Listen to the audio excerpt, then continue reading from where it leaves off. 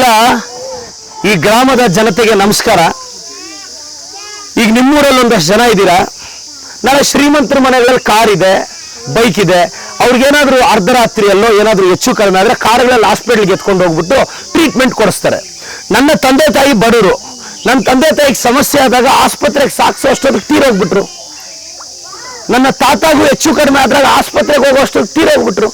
ಈಗ ನಿಮ್ಮ ಮನೆಯಲ್ಲಿ, ಬಡವ್ರ ಮನೆಯಲ್ಲಿ, ಕೂಲಿ ಕೆಲಸ ಮಾಡೋರ ಮನೆಯಲ್ಲಿ ಏನಾದ್ರೂ ಹೆಚ್ಚು ಕಡಿಮೆ ಆದ್ರೆ ನೀವು ಆಸ್ಪತ್ರೆ ಸೇರೋ ಅಷ್ಟೊತ್ತಿಗೆ ಹೆಚ್ಚು ಕಡಿಮೆ ಆದ್ರೆ ಆ ಕಾರಣಕ್ಕೆ ನಾನೇನು ಅನ್ಕೊಂಡಿದ್ದೀನಿ, ನಾನು ಗೆದ್ದ ತಕ್ಷಣ ಚಿಕ್ಕಬಳ್ಳಾಪುರದ ಒಂದು 20 ರಿಂದ 25 ಜಂಕ್ಷನ್ ಅಲ್ಲಿ 24x7 ಆಂಬ್ಯುಲೆನ್ಸ್ ಇಡಿಸ್ತೀನಿ. ಅದು ನನ್ನ ಸ್ವಂತ ದುಡ್ಡಲ್ಲೇ ಇಡಿಸ್ತೀನಿ.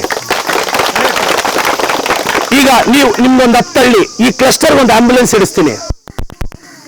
ಒಂದು ನಂಬರ್ ಕೊಡ್ತೀನಿ ನಾನು, ಇದು ಮಾಡ್ಬೋದು. ಒಂದು ನಂಬರ್ ಕೊಡ್ತೀನಿ, ನಿಮ್ಮ ಮನೆಯಲ್ಲಿ ಹೆಚ್ಚು ಕಡಿಮೆ ಆದ್ರೆ ಆ ನಂಬರ್ಗೆ ಫೋನ್ ಮಾಡಿ ನಿಮ್ಮ 3 ಹೆಸರು ಹೇಳಿದ ತಕ್ಷಣ 10 ನಿಮಿಷದಲ್ಲಿ ಆಂಬ್ಯುಲೆನ್ಸ್ ನಿಮ್ಮ ಮನೆ ಹತ್ರ ಬಂದು ಅವ್ರನ್ನ ಕರ್ಕೊಂಡು ಇಮಿಡಿಯೇಟ್ ಆಗಿ ಹಾಸ್ಪಿಟಲ್ ಕರ್ಕೊಂಡೋಗಿ ಬದುಕಿಸ್ಬೇಕು. ಈ ಪ್ರಯತ್ನ ನಾನು ಮಾಡ್ತೀನಿ.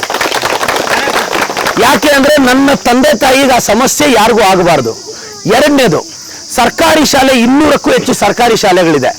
ಡಾಕ್ಟರ್ ಆಗಕ್ಕೆ, ಇಂಜಿನಿಯರ್ ಆಗಕ್ಕೆ ಈಗಲಿಂದಾನೇ ಅವರಿಗೆ ಸ್ಪೆಷಲ್ ಕೋಚಿಂಗ್ ₹1 ತಗೊಳ್ಳದೆ ನಾನು ಮಾಡಿಸ್ತೀನಿ. ನನ್ನ ಮೇಲೆ ನಂಬಿಕೆ ಇಡಿ. ನಿಮ್ಮೂರಿಗೆ ರಸ್ತೆ, ಕರೆಂಟು, ನೀರು ಇವು 3 ವ್ಯವಸ್ಥೆ ಮಾಡ್ತೀನಿ. ಸಾಧ್ಯ ಆದ್ರೆ ವರ್ಷಕ್ಕೊಂದು 2-3 ಜನಕ್ಕೋ ಕೂರಿಸಿ ಒಳ್ಳೆ ಬೆಂಗಳೂರಲ್ಲೋ ಚಿಕ್ಕಬಳ್ಳಾಪುರದಲ್ಲೋ ಒಳ್ಳೆ ಕಂಪನಿಗಳಲ್ಲಿ ನಾನು ನಿಂತು ಕೆಲಸ ಕೊಡಿಸ್ತೀನಿ. ನಾನು ಇಲ್ಲಿ ಸುಳ್ಳು ಹೇಳಕ್ಕಾಗಲ್ಲ 100 ಜನಕ್ಕೆ ಕೆಲಸ ಕೊಡಿಸ್ತೀನಿ ಅಂತ. ಮತ್ತೆ ನಿಮ್ಮೂರಲ್ಲಿ ಯಾವ್ದಾದ್ರು ಮಗು ತಂದೆ ತಾಯಿನ ಕಳ್ಕೊಂಡ್ರೆ ನಾನೇ ತಂದೆ ತಾಯಿ ತರ ನಿಂತು ಅವ್ರನ್ನ ಓದಿಸಿ ಒಳ್ಳೆ ಮನೆ ಕೊಟ್ಟು ಮದುವೆ ಮಾಡ್ತೀನಿ. 5ನೇದು, ಈ ಕೆಲವರು ಪಾಪ ಹಿಂದೆ ಮುಂದೆ ಯಾರು ಇರಲ್ಲ, ವಯಸ್ಸಾಗಿರುತ್ತೆ, ತೀರೋಗ್ತಾರೆ, ಪಾಪ ಸಂಸ್ಕಾರ ಮಾಡಕ್ಕೆ ಯಾರು ಇರಲ್ಲ.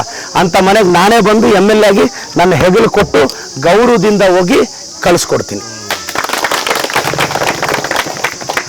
6ನೇದು, ನಮ್ಮ ಪ್ರಣಾಳಿಕೆಯಲ್ಲಿ ಇರ್ತಕ್ಕಂಥ ಪ್ರತಿಯೊಂದನ್ನ ನಿಮ್ಮ ಮನೆಗೆ ತಲುಪಿಸ್ತೀನಿ.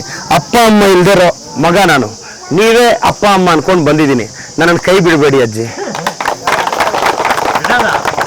ಕೈ ಬಿಡಬೇಡಿ.